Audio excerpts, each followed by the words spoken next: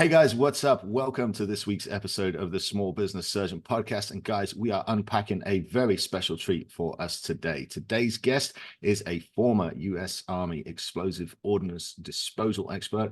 He's a real estate investor, a business owner, an ultra endurance athlete, and the host of the Point of Impact podcast. Please welcome to the show the inspirational Aaron Hale. Aaron, welcome. Thanks for having me, Sam. Dude, thank you for coming on, man. It's such a pleasure to get to interview you. You were introduced to me by one of my buddies in the podcast world, Paul. But real quick for the audience, can you give us a rundown of who you are and why I'm so excited to interview you today? Well, uh, from that terrific introduction, you wouldn't have guessed that, when I'm growing up, I was like the all American slacker. I just had enough talent, natural ability, and flavored with a little BS to get by Hmm. without having to do much work at all. And it wasn't like I was excelling at anything. It was just I was getting by. And when I got to college, everybody who knew how to actually work hard had that ethic thing. Uh, Yeah. it quickly passed me by, and I found myself out on my rear end with an abysmal grade point average, and trying to look for some way to get those internal values, that hard work thing, and Yeah. pride and accomplishment and all that. So I joined the military, and before I joined the Army as a bomb technician, I actually joined the Navy as a chef. Oh, wow. So yeah, And 1999, I joined the Navy. uh-huh. Let the adventure begin, see the seven seas, and all that. And I did. I got to tour around all over the Mediterranean. I got Mhm. stationed in Italy for 4 years. I cooked for a three-star admiral and dignitaries, and we pulled into ports all around the Med. I traveled around Europe on and off duty. It was amazing. That sounds like a No, dream life already right there, dude. That sounds very fulfilling. yeah, this hardship duty was not. My What is hardship duty? I don't know what that is. What is that? It wasn't difficult. It was actually Oh, uh, you imagine soldiers on deployment a little bit right. harder. Yeah, Hmm. I was going in at about 5 in the morning, turning on the espresso machine, the cappuccino maker, Hmm. and firing up the griddle, making breakfast and lunch, hanging up the uniform by 2 in the afternoon, because if the ship's in port, it's business working hours. So Right, these right. guys don't want to stay beyond 1600. Hmm. I cleaned up after lunch and I was gone. I hung on my uniform and became an Italian the rest of the day. It was Wow. awesome. Yeah. But of course, at that same time, this was early 2000s. Hmm. All of a sudden, we found ourselves in two wars. Right, right. So the ship went out to sea. I started cooking three, sometimes four meals for the top a day for the top brass, Hmm. and um, and it was a different world. So the only difference though was that even though everybody's got that important job in the service, right? Every Right. job matters. I was still watching these wars unfold on TV on board the ship, Well, yeah. Yeah. and I'd already gotten those internal, values. I'd gotten promoted quickly, get leadership roles. I was taking classes outside of school or outside of work, Right. and earning my degree.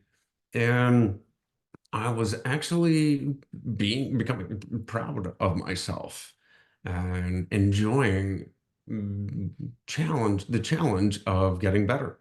Right. But then I accidentally got some external values, the teamwork, pride in, being a part of something greater than yourself. Right. You, the more of that altruistic type of sense of fulfillment Hmm. in serving.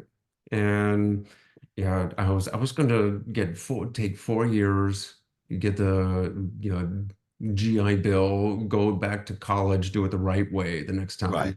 And Yeah. that was that was it for the military. Only 8 years later, I'm still in the Navy. Hmm. I've been promoted to non-commissioned officer, and I volunteered to deploy to Afghanistan, which I would never have thought of I would be doing in 100 years. Excuse me. And I went from cooking for the admiral and his top brass to cooking for hundreds of NATO troops. Oh, It was wow. kind of funny. There was actually a few in my little base. There was a few platoons of Italian special forces, so I got Hmm. to practice some of the lingo I learned Right, right. In Italy, in Afghanistan. But that's when I met some EOD techs, explosive ordnance disposal, the military's bomb squad. Hmm. Um, you know, I just started talking to these guys, learned about the high-paced, technical, and very dangerous job they did, and the Yeah. fact that they're first responders on the battlefield. Everything about it, and the tight-knit brotherhood. It's just like, that tightness of special forces, Hmm. and that's what I wanted to do. Yeah, like a So switch went off, huh? So made the switch. Right. I switched from Navy to Army because the Hmm. Navy didn't want me to switch to different jobs. So I quit. So I'll go over to the Army recruiter, and they're like, "Yeah, sure, we'll take it." Wow. And I guess the Navy just liked my cooking too much. Well, yeah, I But mean, it's a valuable asset that can run an industrial sized kitchen. Like that's not to be sneezed at, you know? Like, well, that came in handy. Even the cooking skills came in handy many times mhm. in following years. But I trained up to be an EOD technician, deployed again this time to Iraq as a bomb tech, and then in 2011 went back to Afghanistan. This time as a team leader, the guy that actually gets into the bomb suit and makes that long, lonely walk. Oh, wow. What? And I was injured 8 months into a 12-month uh, deployment. So Hmm. there's a roadside bomb. I was working on one when a secondary bomb that hadn't been discovered Oh, wow. detonated, took my eyes, cracked my skull. I was leaking spinal fluid right out of my nose, Oh, wow. and in 48 hours, I was whisked off the battlefield through Germany and back to Walter Reed in Bethesda, Maryland. Oh, wow. Now the spinal fluid, that's what encases your brain, right? Is that Yeah, right? Yeah, so that's as serious as it gets. it's uh it's the only protection the when someone has a TBI, traumatic brain injury, and your Hmm. brain swells, it's the liquid in between. It's to describe it, it's kind of like um the white between the yolk and the shell of Yeah, yeah, your egg. yeah, yeah. Uh, Except there's a lot less white and a lot more yolk. Right. Mhm. So if your brain does swell enough, it doesn't go very far. It can't Mhm. go very far. But what was happening was I was losing my cerebral spinal Mhm. fluid through a crack. And they patched it up, but I guess that came in to play a few years later as a complication. So I was blinded 100% Mhm. by the blast. They patched up the cracks in my skull and did the best they could with my face. But They did a pretty great job, man. They've done a very great job. thank you very much. And that was sitting in the hospital bed. All of a sudden, completely, changed the course of my life. And I was really finding this fulfillment in service, in doing this really dangerous job on the Mhm. battlefield, saving other service members and allies and civilian lives. It was one of the most rewarding things I've ever done in my life. Right, I can imagine. And now I'm blind, sitting in a hospital bed, trying to figure out what happens next. I mean, Um, where do yeah. you even begin there with, because it took your hearing and it took your sight. And so, the next thing you know, you're laid in a hospital bed and you can't see and you can't hear. Like how do you even start to begin in that position? Well, I could still hear the time. My Oh, okay. eardrums had been perforated. I blew out Hmm. my eardrums, Hmm. and my right ear was much worse than my left, but I could still hear fairly well. Okay. And Okay. it was a slight percent damage, Hmm. not total deafness. And uh, over time, I had a couple of surgeries with tympanoplasty to actually give me another eardrum. Hmm. But it was that crack in my skull 4 years later. And I guess whatever it either opened up, but they do this surgery called it an encephalocele, where they take a piece of your septum and Hmm. patch the hole. Okay. And I guess it either reopened or had not been completely patched. Right. Right. So almost 4 years later, this is now 2015, I've been spending the last 4 years learning how to be blind. I, Right. I went back to the EOD school, became an instructor, learned how to be blind, started running marathons, whitewater kayaking, climbing mountains, speaking, talking about triumph over tragedy and Hmm. success, because of struggle, not despite it. And Right. then it was like, and I always tell people, I think God has a soldier's sardonic humor, because he was watching me, or the fates, or whatever you want to call it, uh, was watching me, talk about, you know, making it happen, making it work despite the challenges. Hmm.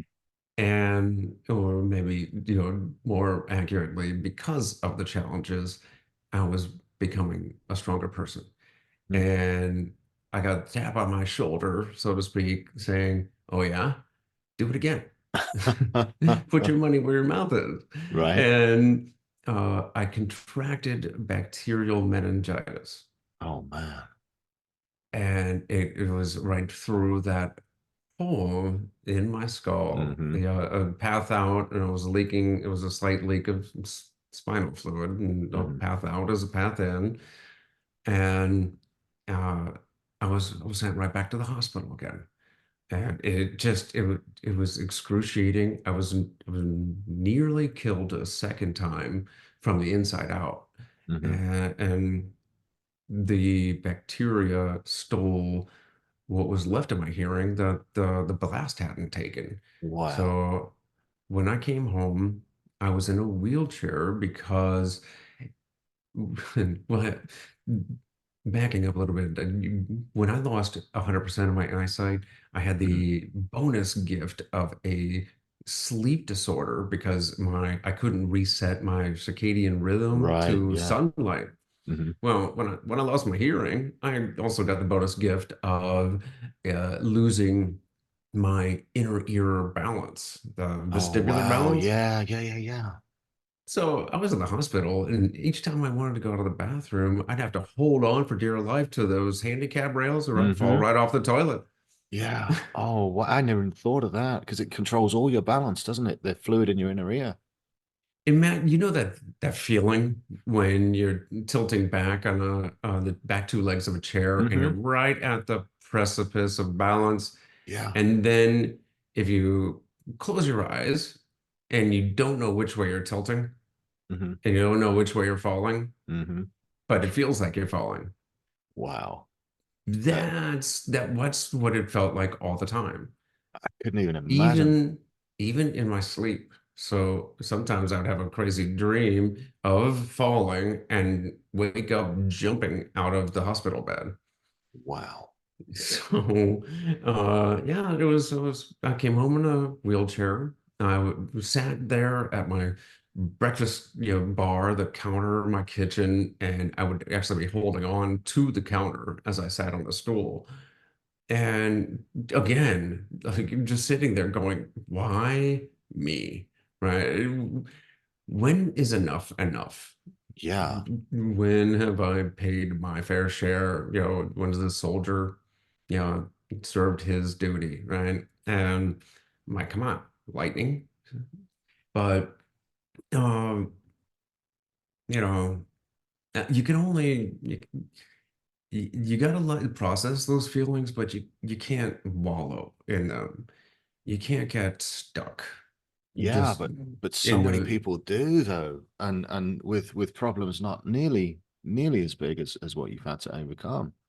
So like, was there some kind of trigger that made you say that? Because I could completely see how easy it would be to sit at home and not be able to see and not be able to hear, but to be able to find the bottom of a bottle pretty easily, you know? well, the truth is, there's a lineage of alcohol aficionados in my family, Yes. hobbyists, so to Hmm. speak. So then that was definitely a temptation, but I, you know, I have a family. I've Hmm. got, at the time, it was one son, a wife, mother, father, brother, sister. I'm also a soldier, though by the time I had the meningitis, I'd retired from the military. I was a veteran, but I'm still in the brotherhood, right? That Right, right. EOD brotherhood, the family of the service members. Mhm. And I remember back, the first days of going blind and being at that hospital with all those warriors up and down the halls fighting their own personal battles. And who was I to say that my pain, my difficulties, the challenges that lay in front of me are bigger than anybody else's? Like I have some kind of monopoly on pain.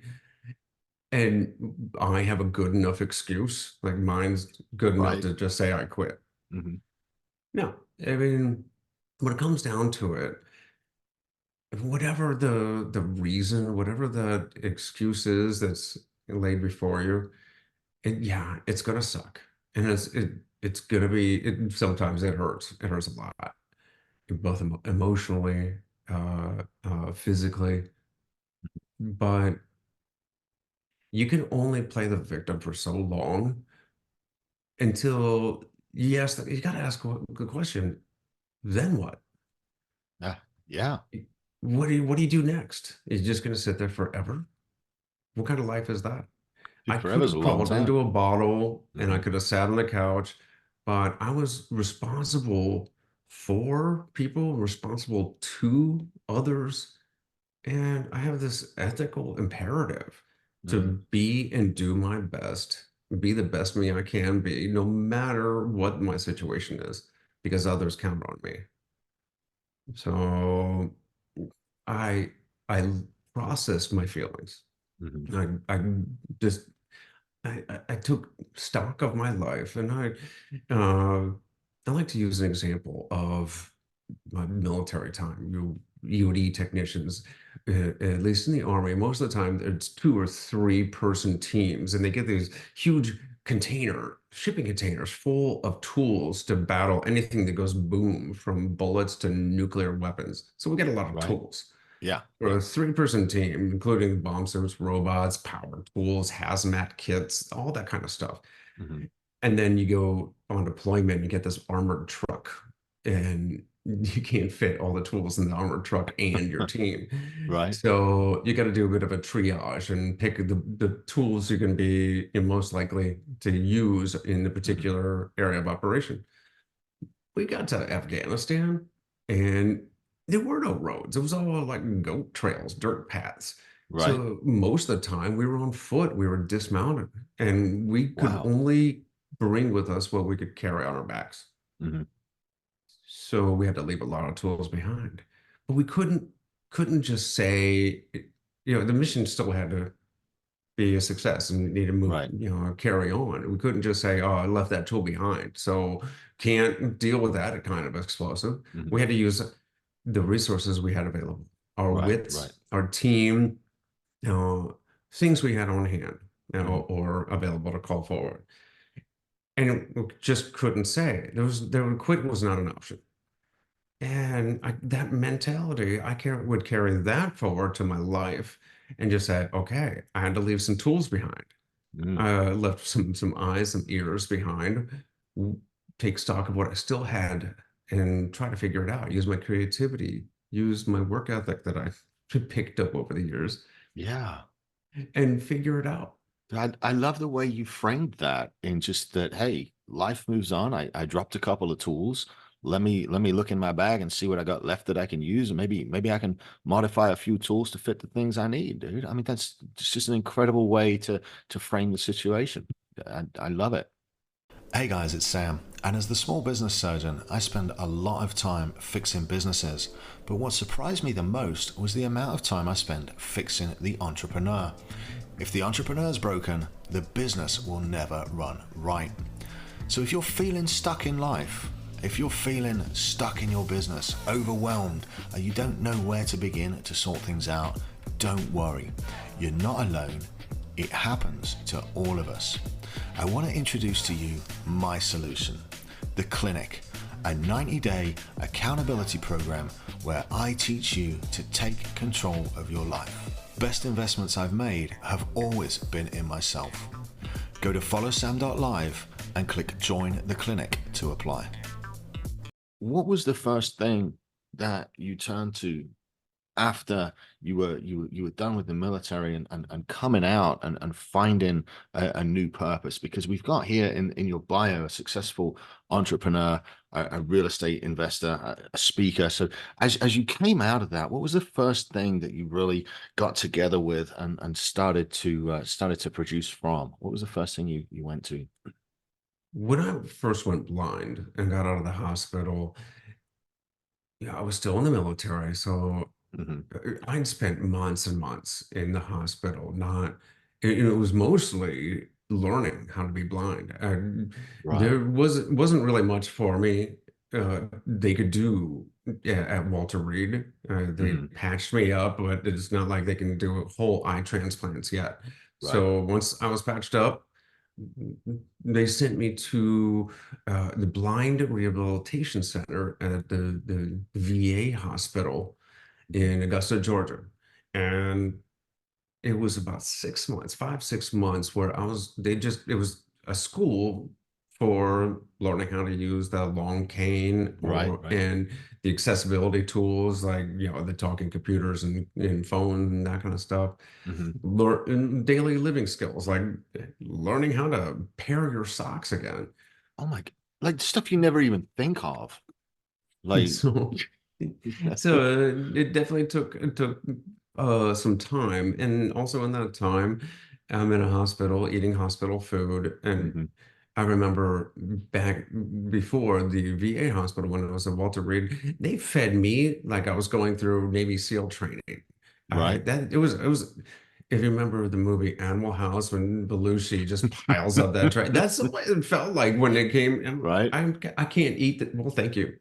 Uh, so after I got out of the hospital, I knew I needed to get back in shape. I was Hmm. Yeah. still technically active duty. I went and became an instructor and I started running, but I had to figure out how to do that.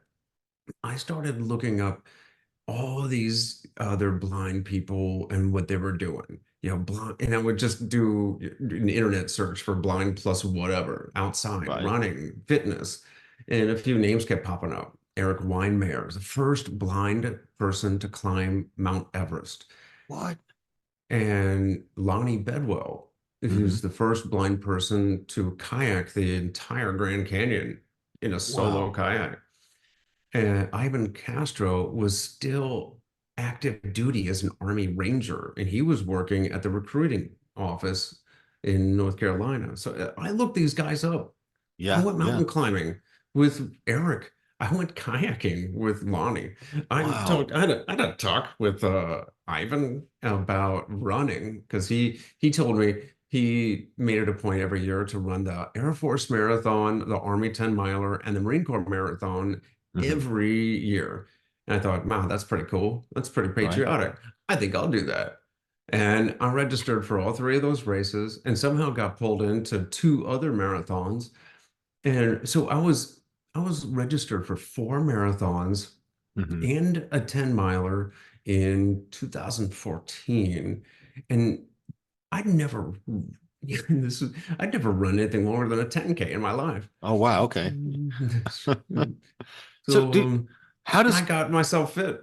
how does it work, dude? How do you have like a spotter that runs with you? How does that play out? I've never once Well, crossed this I bridge, know dude. it's all about learning. Figure out Hmm. how to do it. Other people are doing it. How do they do it? Yeah. And I wasn't blazing any new trail, though it was pretty new to me. Hmm. As it turns out, a lot of blind runners, what they'll do is they'll have a tether and a guide. So they'll have Hmm. run with a running partner, Right. hold something in between each other. Hmm. Uh, I actually started off with one of those dog tug of war ropes. It was about six Oh, inches yeah. long Yeah. with a knot on each end. Hmm. I hold a knot, my guide held a knot.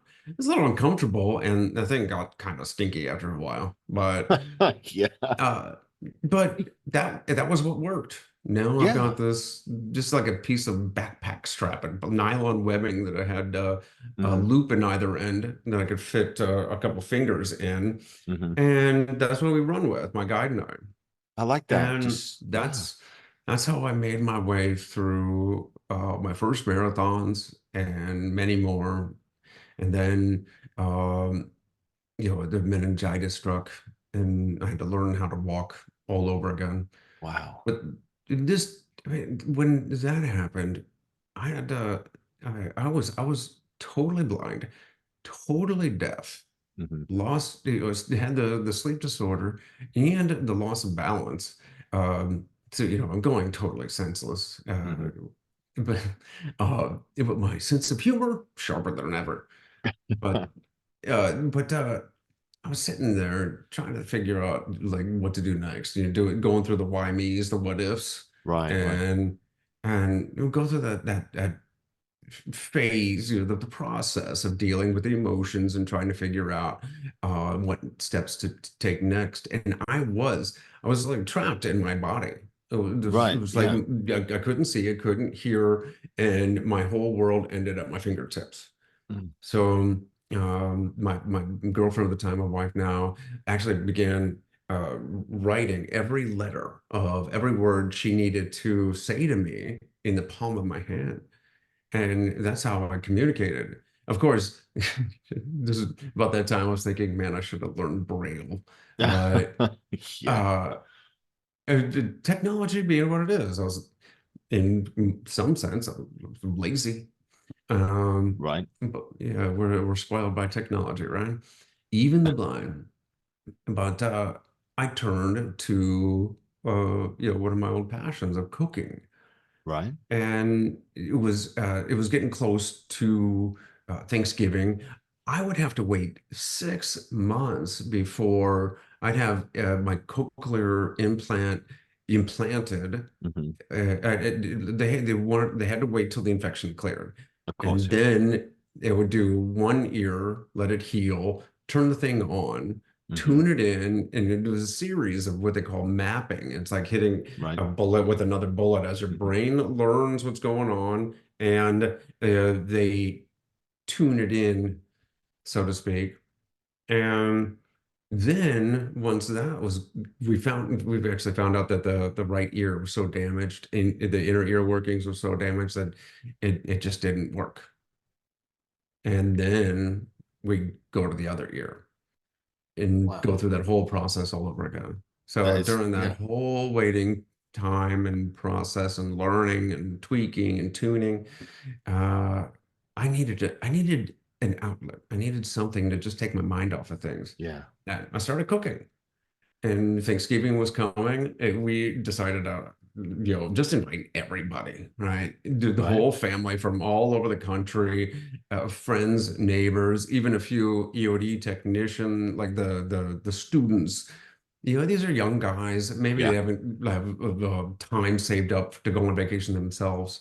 Hmm. So, and the base is shut down during the holidays. So they're Right. kind of stranded with only the cafeteria and just a skeleton crew on base. So like, come join, share on our table. Right. Right. And the place was going to be packed. And I started cooking weeks in advance. I started making cakes and pies and cookies, and I would just one batch of something after another, and I would just freeze it and bring it out on the day. Hmm. And I would make a chocolate or fudge, and I would do, one flavor after another, and I would just set it aside, do another one, and I got carried away. And it Right. was Right. so funny because Michaela, my wife, said she noticed two things, and one was a smile on my face. Hmm. It, she had seen something like that in like 6 months, Right. Right. and You then. you got that uh, purpose. You got that purpose. Coming back to cooking and serving again. And the thing is, yes, there was purpose because I've always enjoyed cooking, especially for others, and I Mhm. really enjoyed it's that sense of service, right? Giving to others. Um, it's it's that form of abundance that flows. It's not like you can fill the misnomer of you got to fill your cup first to fill someone else's. Mhm. Um, you gotta picture it like cutting off the bottom of your cup because the abundance just flows through you to others. So Right. I had the ability to give to others, and it filled me up at the same time. Yeah. Yeah. Yeah. Yeah. So the other thing my wife noticed was the fudge was just piling up.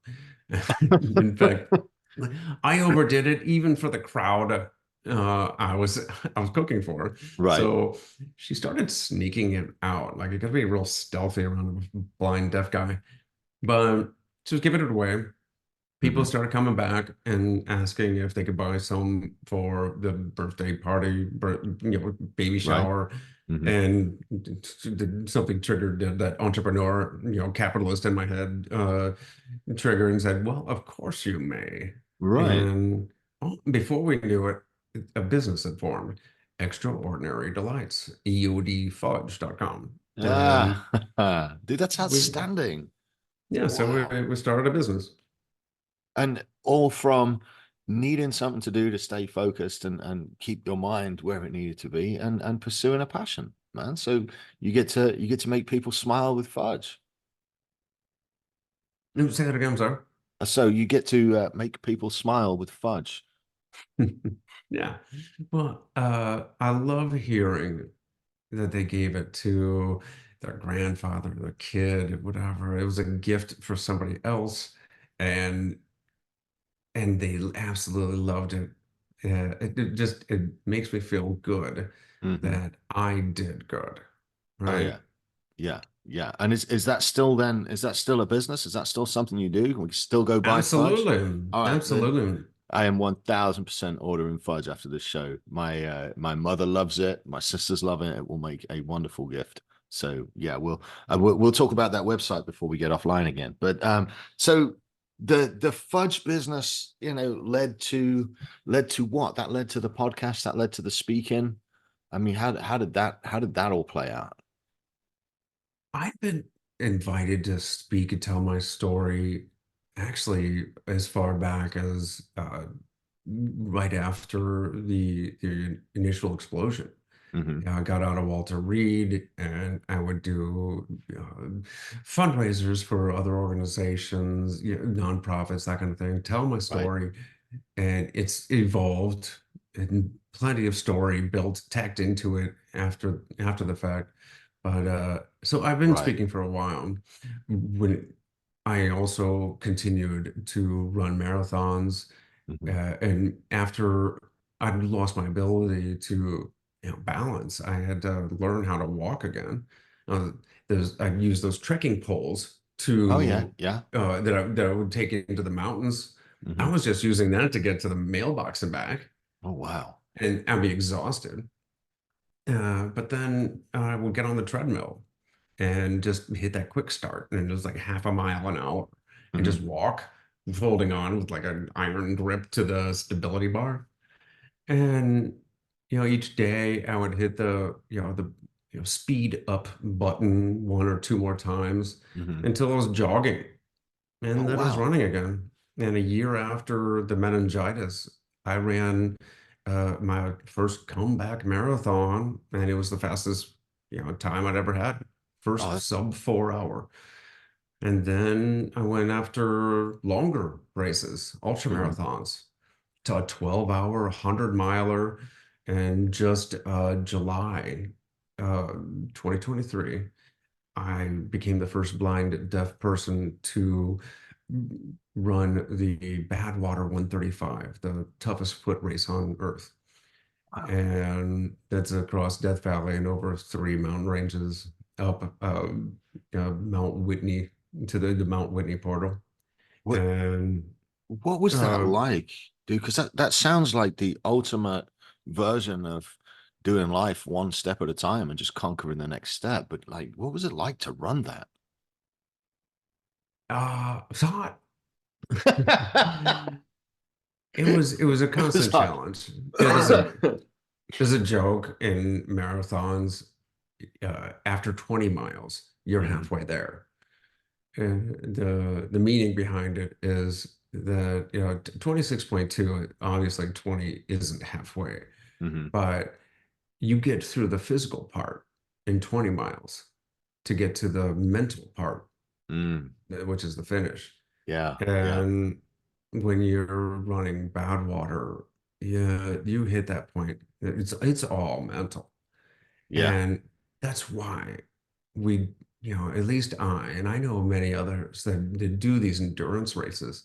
Hmm. It's constantly challenging yourself, placing yourself in uh that uncomfortable position to where you can test yourself, you can stretch your abilities a little bit further and become better, so that when you're placed in these challenges, life's challenges, you you know involuntarily, Hmm. you're stronger, you're ready for it. Yeah, yeah. I mean, it's like developing that discipline you need and developing the toughness that you need in real time. So we were to answer your question, yeah, after we started the fudge business, Hmm. we started finding success, actually generating revenue, and Hmm. we wanted, but it was very active, involved money. We created a pretty a pretty labor intensive job for ourselves. Right, right. Yeah. So we had to hire and expand and grow and kind of automate. And then it was, how do we turn this active income into passive income? Hmm. So we turned to real estate, and we're going to we'll start investing in rentals, and we actually created more active active income. But it was Yeah, yeah. we've invested in different aspects of real estate, both actively and passively. My wife became a real estate agent, Hmm. and we own short-term rentals. We fix them up, turn them around. We've also become limited partners in apartment building syndications. Hmm. So and we're constantly trying to find new streams of income. Hmm. And um, what's the saying? Your money makes money, and the money that money makes money. Hmm. And that's what we're looking to do. Just trying to find ways to uh, build more legacy income, more passive income, just buy more assets and secure the family. Because the one thing I did not want to do was uh, be reliant on the disability check, Right, right? right. The government, the military pension, Hmm. which always seems to be a political football every time. Yeah. Every time, there's somebody wants to cut some lines in the government budget. They look towards the military and veterans affairs, Hmm. and I didn't want to be my life to be controlled by all those idiots in Congress. So that's what we did. And so we own a fudge company. We Hmm. own, multiple different real estate entities, and I'm a speaker and have other forms of income. And I mean, definitely feel like we're far more secure now.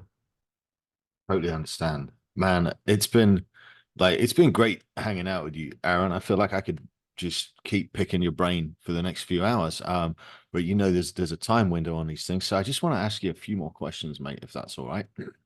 Shoot. Um, like over your course of the last 10 years, we talked earlier about the show being, based at guys coming up and guys going through the struggle. And over the course of the last 10 years, what would you say a couple of the most important lessons that you've learned have been that you want to give back to the guys that are listening today? I think this is what I believe is that if you are having a bad day and you're feeling the pain, you're feeling the negative energy, right? The sad, angry, helpless, hopeless, whatever the thoughts are going on in your mind, are the statements starting with I? Because I feel like the more you think about yourself, the more that leads down the negative road. If you can just shift your attention outwards to others, it's far more difficult to be, in a negative space. Right, Turn yourself towards the betterment of your community, betterment of your family, giving to others. And like I said, abundance flows through us. right, So the right. more we can give it away, the more we have of it. Like you should print that out and put it on a t-shirt. I try to every week put out that message that gratitude and service is the path to abundance, and it is the path to happiness, and it is the path to turning around those feelings that all of us get. So wow, thank you for sharing that, man. That was a wonderful piece of knowledge. Well, Um, consider yeah, sorry, go consider on. just a moment like the basic tenet of entrepreneurship or business in general. You're Hmm. finding a gap, a need in Hmm. this in a market, in a system, right? Hmm. So you're filling a need, Hmm.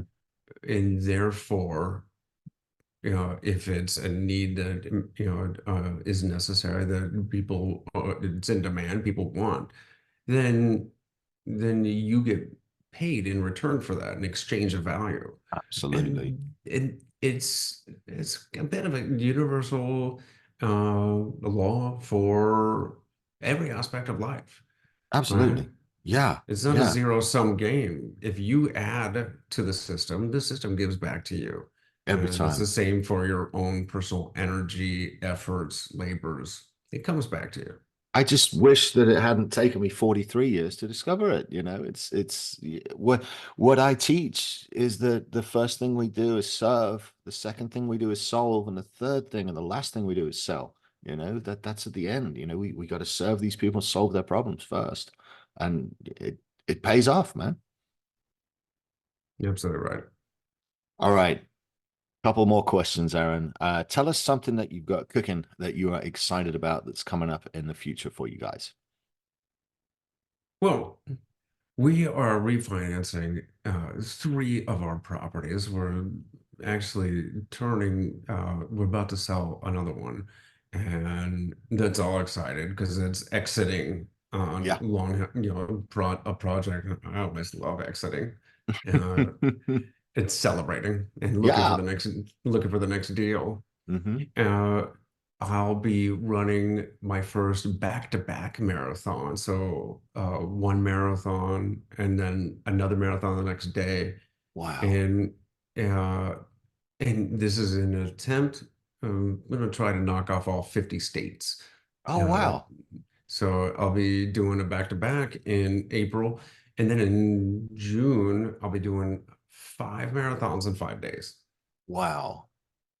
That's a crazy record that you're going to go. That's so cool, dude. That is so awesome. Is there, and this ties into my last question. Um, what can we do if we want to support that? Where can we go to follow along with you, and where can we go to buy your products, dude? Well, you can definitely find us at eodfudge.com if you Hmm. want to buy those sweet treats. We also have some pretty cool swag in the apparel store, including a tactical apron. What? And I love that. you can also find EOD Fudge on all the major platforms, including TikTok, where I have uh, a show, Aaron Hale's Cooking Without Looking, and that's EOD Confections On at EOD TikTok. Confections on all the big platforms. Wonderful, man. We'll get those all in the show notes. And for the listeners that have enjoyed it, guys, please do go out and support Aaron in his mission, and be sure and pick up some of that fudge because I know it's going to make a good gift for my parents and for my sister. Aaron, man, it's been my absolute pleasure hosting you on the show today and hearing your story, buddy. I really appreciate you coming on and hanging out with the listeners. And man, thank you so much for taking the time to share with us. I really appreciate the invite, Samuel. And I almost forgot, you can also catch me on my podcast, Point Yeah. of Impact with Aaron Hale.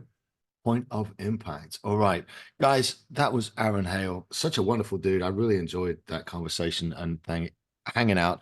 Thanks again, Aaron, for being with us. And please, guys, do go over and check out his fudge and his podcast. We will put the links in the show notes. All right, that's going to do it for us for today. You'll be good. Stay safe and check in with me this weekend when we've got another Friday Fire.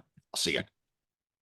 All right, guys, that's going to do it for the show for today. Thank you for listening. If you've enjoyed the conversation that we've had and you want to learn a little bit more about the systems and processes involved in running businesses online, join our Facebook group over at FollowSam.Live. All right, that's it from me for today. You'll be good, stay safe, and I'll see you next week.